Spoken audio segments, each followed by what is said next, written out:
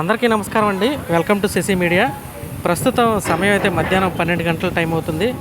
మనం ప్రస్తుతం ప్రకాశం బ్యారేజ్ దగ్గర ఏదైతే నిన్న హెచ్ బ్లాక్ విధానంలో ఒక పడవను విజయవంతంగా తొలగించి మరి రెండవ పడవను కూడా అదే పద్ధతిలో తొలగించడానికైతే ఇక్కడ ఏర్పాట్లు అయితే చేస్తున్నారు. మీరు చూడొచ్చు, ఏవైతే హెచ్ బ్లాక్ విధానంలో కప్పీలు ఏవైతే ఉన్నాయో గొలుసులతోటి ఈ పడవని రెండు బోట్ల మధ్య కూడా లాక్ చేయడానికి అవసరమైనటువంటి హోల్స్ ఏవైతే ఉన్నాయో ఆ పనిని అయితే ప్రస్తుతం బెకమ్ ఇన్ఫ్రా ప్రాజెక్టుకు సంబంధించినటువంటి వర్కర్స్ అయితే ప్రస్తుతం హోల్స్ చేస్తున్నారు.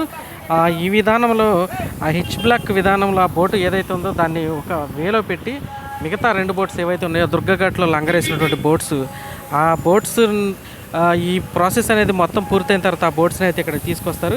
ప్రస్తుతం అయితే ఇక్కడ ఆ గొలుసులతో బంధించడానికి హెచ్ బ్లాక్ విధానంలో గొలుసులతో లాక్ చేయడానికి ఏదైతే అవసరం అవుతుందో ఈ బోట్కి మీరు చూడొచ్చు, ఇక్కడ కనిపిస్తున్నటువంటివి ఏవైతే ఉన్నాయో ఆ వర్క్ అయితే ప్రస్తుతం ఇక్కడ వెల్డింగ్ సిబ్బంది అయితే చేస్తూ ఉన్నారు.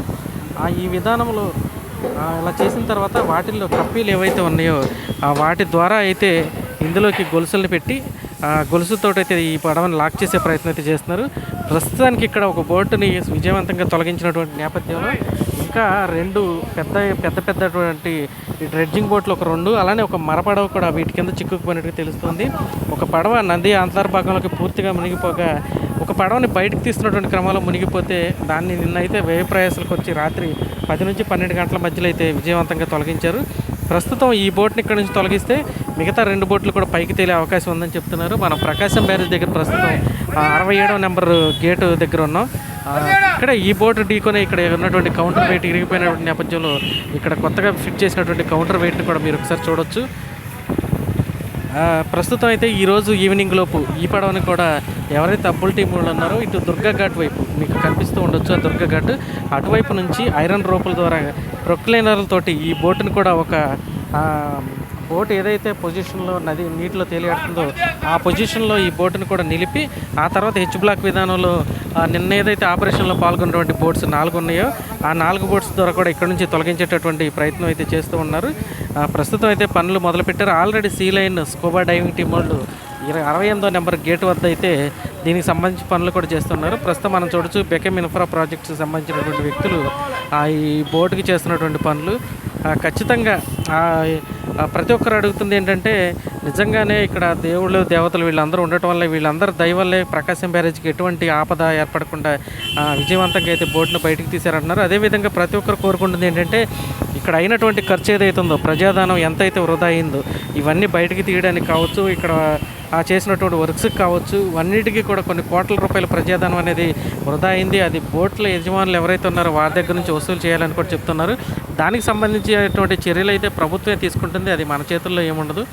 ప్రస్తుతం అయితే నిన్న చేపట్టినటువంటి ఈ వాటర్ లోడింగ్ ప్రాసెస్ అలానే ఆపరేషన్ హెచ్ బ్లాక్ అనేది విజయవంతం కావడంతో ఆ పద్ధతిలోనే మిగిలినటువంటి బోట్స్ను కూడా ఖచ్చితంగా తీసే ప్రయత్నం అయితే చేస్తూ ఉన్నారు.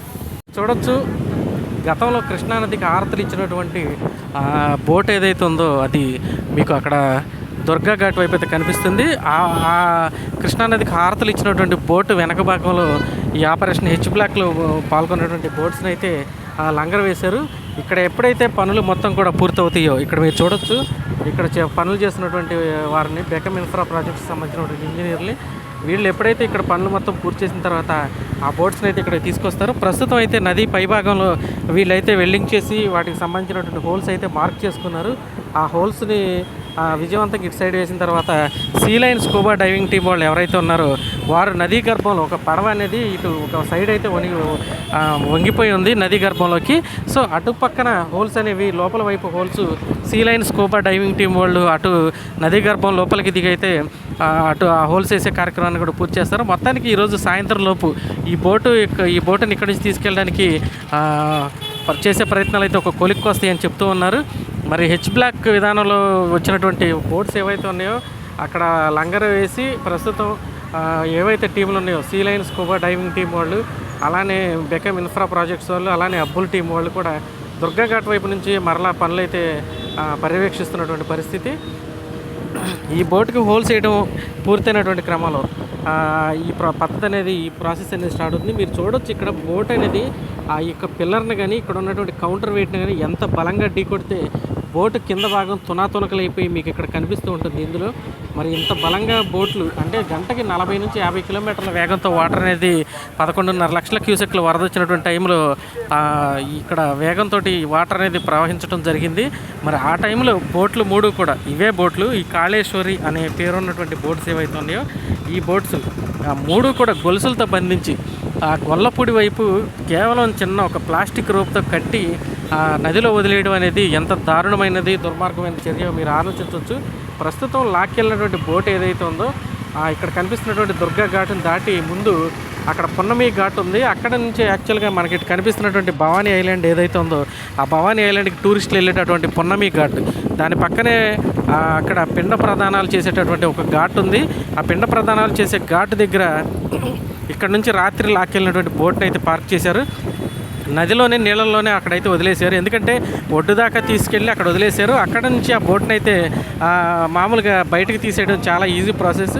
అక్కడ పిండ ప్రదానాలు చేసే ఘాట్ దగ్గర అయితే ఒక స్లోప్ లాంటి రోడ్డు నదిలోకి ఉంది. ఆ రోడ్డు మార్గం ద్వారా ప్రొక్లైనర్లు కావచ్చు, క్రేన్ల ద్వారా కావచ్చు చాలా ఈజీగా అయితే ఆ బోట్ని బయటకు తీస్తారు, తీసుకెళ్ళిపోవచ్చు. ప్రజెంట్ అయితే ఈరోజు ఈ యొక్క బోట్ ఏదైతే ఉందో దీన్ని బయటికి తీసేటటువంటి ప్రయత్నంలో scuba diving team Sea Line వాళ్ళు, అలానే బెకమ్ ఇన్ఫ్రా ప్రాజెక్టు సంబంధించినటువంటి ఇంజనీర్లు ఇద్దరు కూడా తీవ్రమైనటువంటి ప్రయత్నాలు చేస్తున్నారు. నిన్న వాళ్ళు పడ్డ కష్టం యాక్చువల్గా ఇక్కడ దగ్గర నుంచి చూసిన వాళ్ళు అయితే చెప్తున్నారు. ఎందుకంటే ఆ గొలుసుల్ని, ఆ కప్పీలకి వేసినటువంటి గొలుసులు ఏవైతే ఉన్నాయో పుల్లర్స్, ఆ పుల్లర్స్ని వాళ్ళు నది లోపలికి దిగి ఆ పుల్లర్స్ని లాగి ఆ బోటుని 10 అడుగుల మేర పైకి లేపడం ఎంత కష్టమైన ప్రాసెస్ అయిందో. దాదాపుగా 100 మంది ఆపరేషన్లో పాల్గొని ఆ పుల్లింగ్ ఏవైతే ఉన్నాయో కప్లింగ్స్ ద్వారా చైన్ని పుల్లర్స్ ద్వారా కొత్త పుల్లర్స్ కూడా తెప్పించారు. ఇంతకుముందు 10 పుల్లర్స్ తోటే పైకి లేపే ప్రయత్నం చేస్తే ఆ బోటు కదలనటువంటి పరిస్థితిలో దాదాపుగా 16 పుల్లర్స్ని అయితే ఈసారి యూజ్ చేశారు.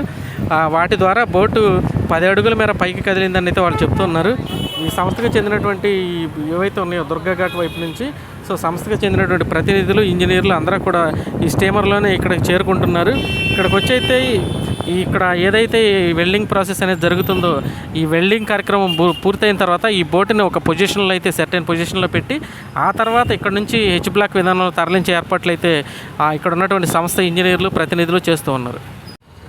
మీరు చూడొచ్చు Sea Line scuba diving team వాళ్ళు ఎవరైతే ఉన్నారో వారు నదీ గర్భం లోపల అంటే ఇక్కడ కనిపిస్తున్నటువంటి బోట్ యొక్క చివరి భాగం ఇక్కడ కనిపిస్తుంది మనకి.